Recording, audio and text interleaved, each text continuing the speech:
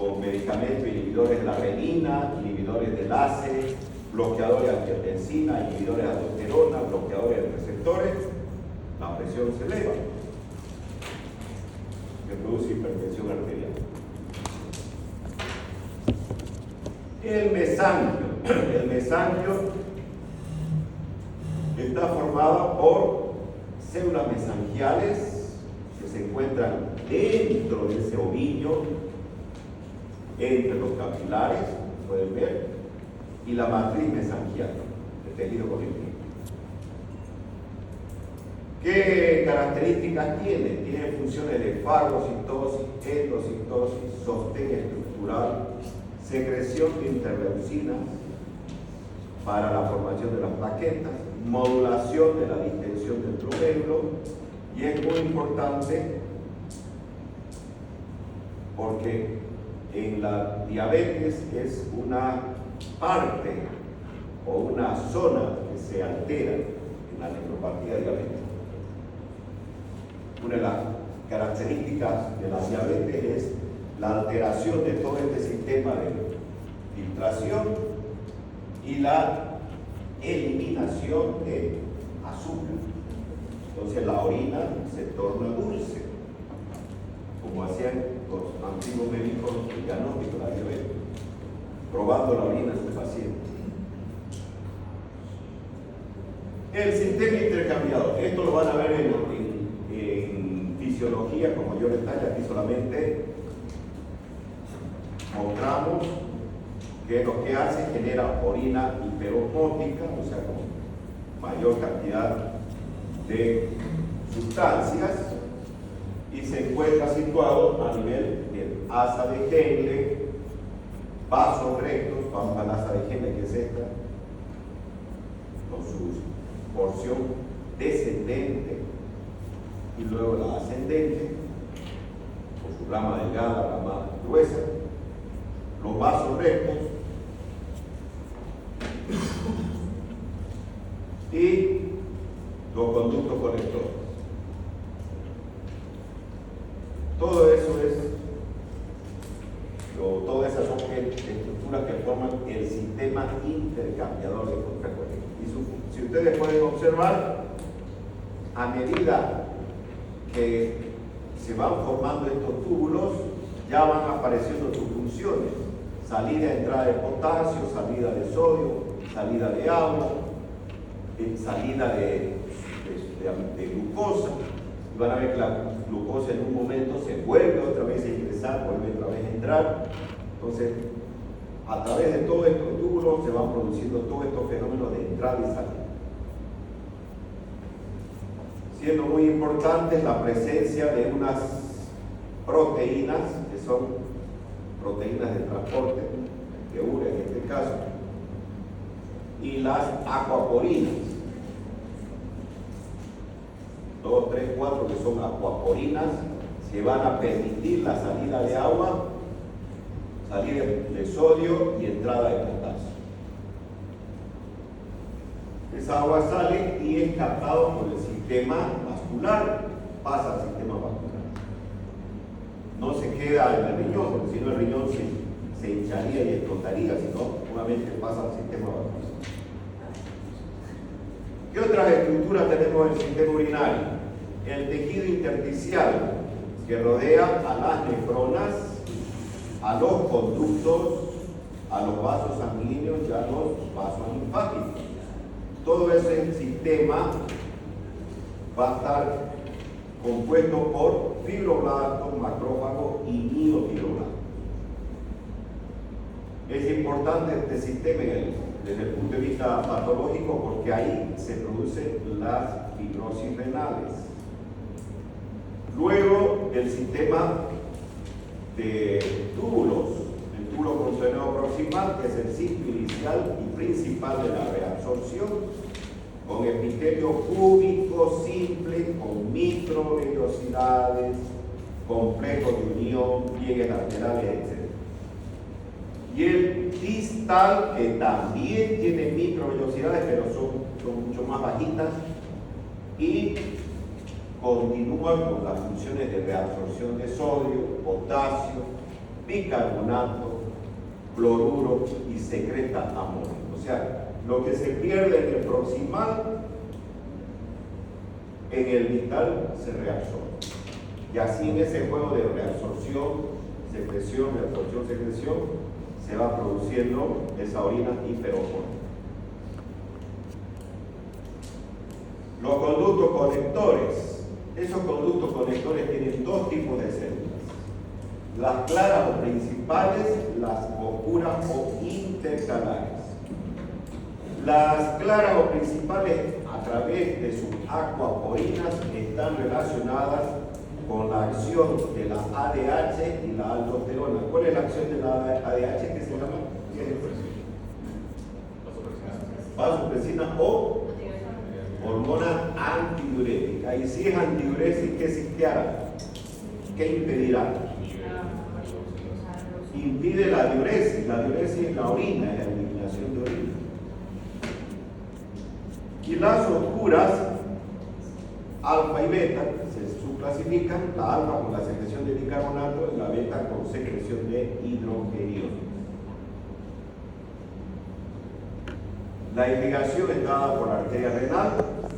Los linfáticos, hay dos redes, en la corteza y en la profundidad del parénquima, y el plexo renal simpático es el que va a actuar sobre todo sobre las arteriolas aferentes y eferentes.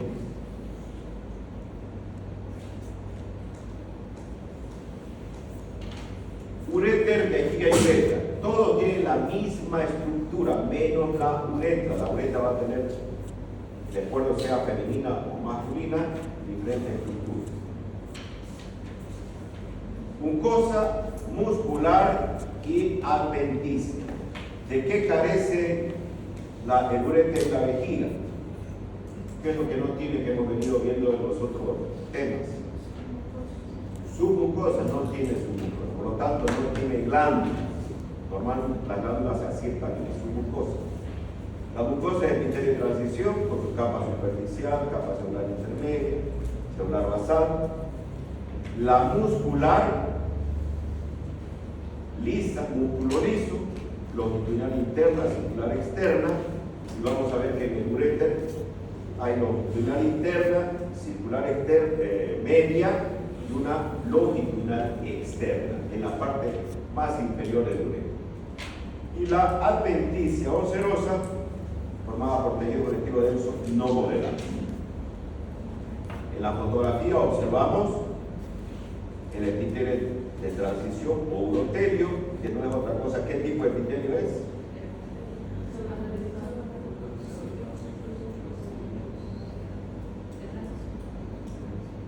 ¿Qué tipo de epitelio es? Pregunta de examen. Final, examen. Se llama epitelio, pero ¿qué tipo de epitelio en realidad es? En su nombre propio es de transición, urotelio, pero ¿qué tipo de epitelio? Epitelio jóvenes es básico. Si no saben el epitelio, tienen que repetir la materia. Así es sencillo. No pueden dudar. ¿Cómo se clasifican los epitelios?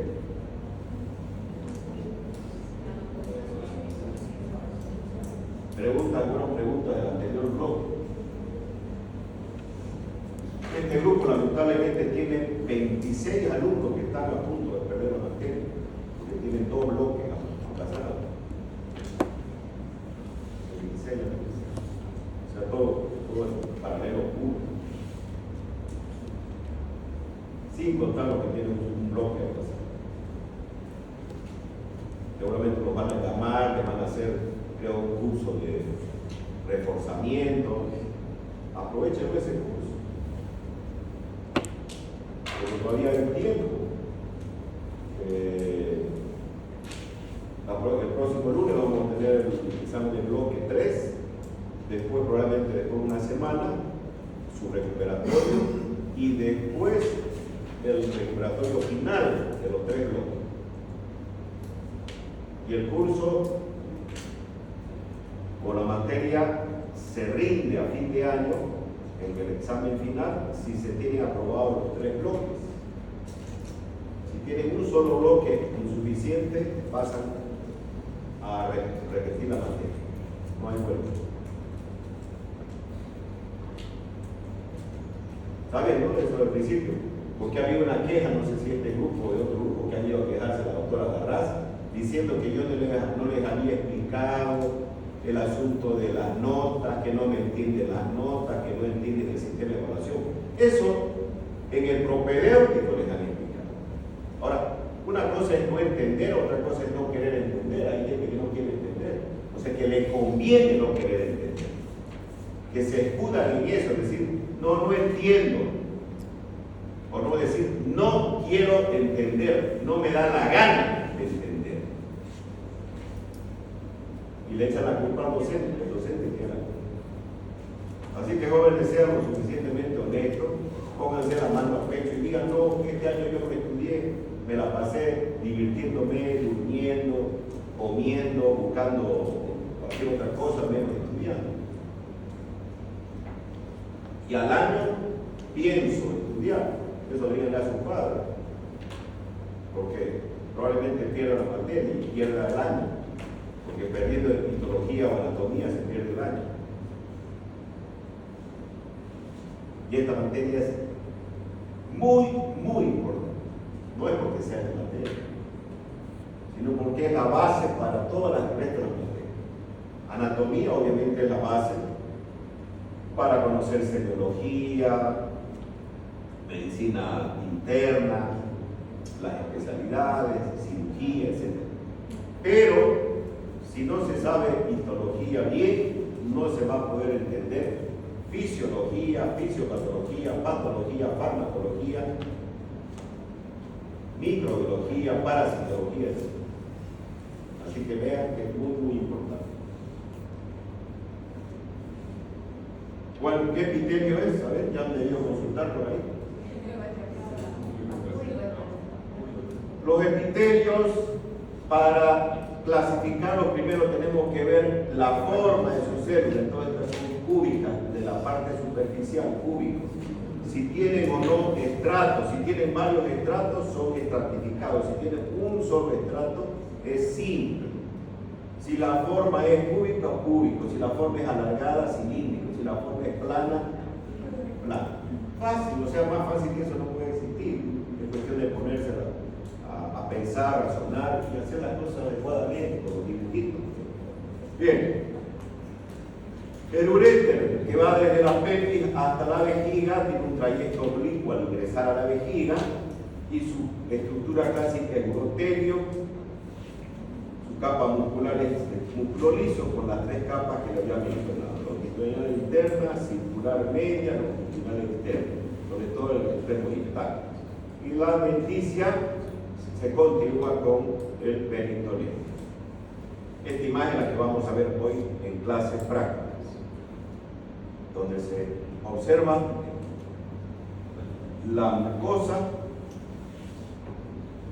el pie de transición, la muscular y la serosa. La vejiga tiene su urotelio, músculo liso y su adventicia. Está inervado por el sistema simpático y parasimpático. El sistema simpático, plexo de la adventicia, se lo denomina así, y el parasimpático nace de la S2-S4, de la médula espinal, y va a terminar en el músculo y en la adventicia. Y es el que va a producir el reflejo de micción parasimpática.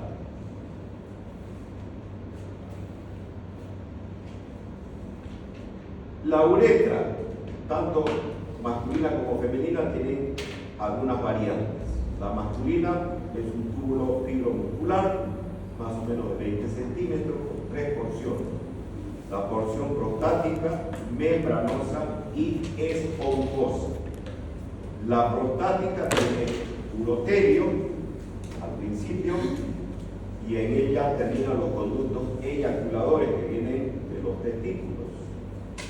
La membranosa contiene el esfínter externo voluntario con epitelio cúbico estratificado y luego pseudoestratificado, y la esponjosa va pasando de epitelio cilíndrico, pseudoestratificado a plano estratificado. En ella van a desembocar las glándulas de Cowper y Eritreo. En cambio, la femenina es más cortita, de 3 a 5 centímetros, tiene un epitelio, un principio en la parte inicial, que es urotelio, que da rápidamente o cambia rápidamente a epitelio plano estratificado en algunos casos, o epitelio cilíndrico estratificado a cilíndrico pseudoestratificado. En ella terminan las glándulas parauretrales, que son similares a la próstata masculina. Y luego está el esfínter externo voluntario. Funciones del riñón. Entonces, el riñón va a contribuir a la homeostasis por la conservación de líquidos y electrolitos y la formación a través de un ultrafiltrado, que se llama ultrafiltrado de la sangre, de la orina. La orina que contiene agua, ácido úrico, urea, creatinina y amoníaco. Es el olor característico de la orina, dependiendo de la dieta. El amoníaco es uno de los subproductos de la dieta proteica. La eritropoyetina y la renina contribuyen a la función endocrina del riñón. La eritropoyetina se va a formar en las células endoteliales periculares de la corteza renal y la renina en las células yuxtaglobulares, que ya habíamos comentado. Además, el riñón estabiliza la vitamina D mediante una hidroxilación de la 25-hidroxivitamina D3 a 1,25-hidroxi-2 vitamina D3 más estable. Esta función está regulada por la PTH. ¿Qué es la PTH? ¿Dónde se forma? Paratiroides, PTH. Muy bien. ¿Tienen alguna pregunta sobre este tema? Por lo tanto, este tema es el tema final